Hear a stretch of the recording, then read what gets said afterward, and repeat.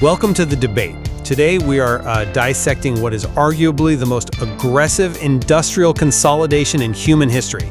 The ink has officially dry. SpaceX has acquired xAI. Yeah, an all-stock deal, and it is massive. Massive is an understatement. The combined entity is barreling toward an IPO with a staggering potential valuation of, well, $1.25 trillion. But to be honest, the dollar figure is the least interesting part of this story. I completely agree. The real story is the infrastructure play happening behind the scenes. Exactly. So the central question we are looking at today is whether this merger is the birth of what's being called a sentient sun, a necessary vertically integrated engine to extend human compute and consciousness to orbit, or is it the bailout of the century? A highly complex financial shell game designed to hide a massive cash furnace inside a very profitable rocket company. Right. And I am arguing that this is the absolute genius of vertical integration, finally realized on an interplanetary scale. And my position is that this looks far more like the construction of a digital prison. I see real financial desperation here, a literal bonfire of capital, and the consolidation of unchecked power that should terrify anyone who pays attention to regulatory capture. Well, let's start with the vision, because you really have to look past the financial headlines to see the actual physics of the situation. Elon Musk released a memo describing this strategy as the Sentient Sun. And look, it sounds like poetry, but it is actually a strict engineering roadmap. We are hitting a hard wall on Earth. In terms of energy capacity, you mean? Exactly. The energy requirements for the next generation of artificial general intelligence, AGI, are completely outpacing our terrestrial power grids. We have these massive data centers in Virginia and Ireland that are effectively drinking entire cities dry of water and just fighting for scraps of electricity. We certainly have a terrestrial energy problem, but you are suggesting the logical solution is to launch the data centers into space. Yes, because you go where the energy is free, infinite, and available 24/7. You go to orbit. This merger takes xAI, which is the intelligence, and puts it directly on SpaceX infrastructure. You get pure solar power without the atmosphere blocking it, and you get a launch provider that can put the compute exactly where it needs to be. This isn't just a corporate merger. It creates an unassailable innovation flywheel. Think about Google, Microsoft, Amazon. They are stuck on the ground. True, they are earthbound. They are earthbound entities fighting regulators for grid connections. This combined entity is not. You're spinning a really beautiful sci-fi story here. But let's actually look at the balance sheet for a second. I don't see a sentient sun, I see a black hole. xAI has been burning cash at a rate that is frankly terrifying. We know from the recent filings they are buying over 100,000 NVIDIA chips. They are burning through $1 billion in capital while generating maybe, and I stress maybe, $100 million in revenue. That is not a sustainable business. That is a bonfire. But startups burn cash. That is just the nature of the beast in the tech sector, especially AI. Right, but real businesses don't burn 10 times their revenue indefinitely. And meanwhile, you have SpaceX. SpaceX is a real, tangible business. $15 billion in revenue last year. Launching for NASA, launching for the Pentagon, it's profitable. What is actually happening here is the responsible older brother, SpaceX, is being forced to move his unemployed, gambling addict brother, xAI, into the basement. Okay, that is a very harsh characterization. But it fits the historical pattern perfectly. Remember when Tesla bought SolarCity? SolarCity was failing, it was a bailout. Now xAI is failing, so SpaceX buys it. It is entirely circular. It moves debt and risk around in a shell game to juice the S1 filing for this upcoming IPO. It is a bailout disguised as a grand vision. You call it a shell game, but I look at it and I call it capital efficiency. If you separate the entities, xAI dies on the vine for lack of compute, and SpaceX becomes just a glorified trucking company for other people's satellites. Together, they form a completely new organism. But let's not get bogged down in the accounting before we argue the actual feasibility. Because if the tech works, the accounting is totally irrelevant. If it works, that is a $1.25 trillion if. The constraints are physics, not finance. Just look at the application they recently filed with the FCC. They are requesting approval for 1 million solar-powered data center satellites. You literally cannot execute that strategy without owning the launch provider. If Google wants to do this, they have to pay a massive premium to SpaceX to put it up there. SpaceX can do it at cost. Okay, let's pause on that number. 1 million satellites. The European Space Agency estimates we currently have about 15,000 satellites in orbit, total. You were talking about multiplying the orbital density by nearly 70 times. The environmental risk to low Earth orbit is catastrophic. This isn't a sentient sun, it's a debris field just waiting to happen. But the Starship launch cadence can handle the volume. We aren't talking about the old Falcon 9 anymore. We're talking about unprecedented megatonnage to orbit. But can you handle the maintenance? Let's apply the Dave test here. The Dave test? Yeah, it was in that hard fork analysis, and it is brilliant. If a server rack breaks in a data center in Texas, a guy named Dave walks over with a screwdriver and swaps out a fan. It costs $50. If a server rack breaks in orbit, it is space junk. There is no Dave. You cannot send a technician to replace a burnt-out GPU in low Earth orbit. The cost of maintenance is infinite because maintenance is physically impossible. That completely assumes the old paradigm, where satellites are these precious bespoke jewels. In this new model, the satellites are disposable compute nodes. If one fails, it naturally deorbits and burns up in the atmosphere, and you just launch 10 more. But more importantly, you are missing the software side of this equation. We need this unprecedented scale to run world models. Look at Google's Project Genie.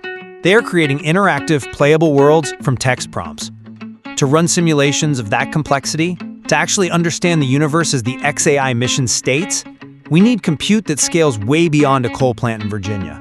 You keep coming back to this idea of understanding the universe, but I am deeply worried about who exactly controls that understanding. How so? What do you mean? Well, experts at the Space Summit in Singapore noted that having AI in space allows for real-time data processing directly on board the satellites. It turns Starlink from just a dumb internet pipe into a global edge computing mesh. That sounds great for reducing latency, but think about the sheer surveillance implications of that. I think it's just highly efficient processing. It is total information awareness. And this brings me to what regulators are calling the lethal trifecta. You have Starlink controlling the internet pipe. You have X controlling the information layer, the news, the public discourse. And now you have xAI providing the underlying intelligence to filter, manipulate, and process all of that information. You are viewing basic vertical integration as some sort of grand conspiracy. I am viewing it as a monopoly on reality. Governments like France or the US are already entirely beholden to SpaceX for their defense capabilities and access to space. How can a regulator in Washington or Brussels enforce safety rules on xAI when the guy running it controls their military's access to orbit? We saw French police raid X's offices recently. But what happens when the US military steps in and says, back off, we need those rockets? This merger consolidates unchecked power into an entity that is becoming effectively ungovernable. Ungovernable or just incredibly resilient? You call it a digital prison. I call it a survival kit. You have to remember the ultimate goal here is Mars. We are actively trying to make humanity multiplanetary. Mars is a hell environment. You cannot have frail humans running the power grid or the internet infrastructure there. You need autonomous robots, the Optimus line, and you need a massive AI compute network that does not rely on a ping from Earth to function. So we are building a dictatorship on Earth just to practice for a dictatorship on Mars? We are building necessary autonomy. And regarding your safety concerns, look at the Multbook experiment they ran last year. We saw AI agents creating their own sub-communities, identifying critical bugs in their own code, and patching them without human intervention. They demonstrated self-moderation. The idea that we need heavy-handed, slow government regulation to keep AI safe is a very terrestrial mindset. If we are going to the stars, we need systems that are self-correcting. This mega merger is the only way to build a vertically integrated stack that can actually survive a 6-month communications delay between Earth and Mars. That Maltbook example terrified security researchers. You are completely glossing over the risk profile. We are talking about the lethal quadrangle here: persistent memory, internet access, autonomy, and the physical ability to act. You are giving that capability to a company that is actively leveraging its structural power to avoid oversight. And frankly, the Mars argument is the ultimate get-out-of-jail-free card. Oh, we need to burn billions today and skirt safety rules because one day we might live on a red rock. It is a very convenient excuse to bypass the rules of society today. It is not an excuse if it is the only viable way to ensure the species survives a potential collapse event on Earth. The logic of survival requires extreme efficiency. But let's bring it back to Earth for a second, and specifically to the pockets of the retail investors. This $1.25 trillion valuation, this really feels like an exit scam. There is significant drama right now with NVIDIA and OpenAI regarding the concept of leasing chips. The financial models are wobbling because the hardware depreciates so incredibly fast. Smart money is getting nervous. Is Musk just bundling all his debt and operational risk into one giant package, slapping a space sticker on it and selling it to the public? The market appetite says otherwise.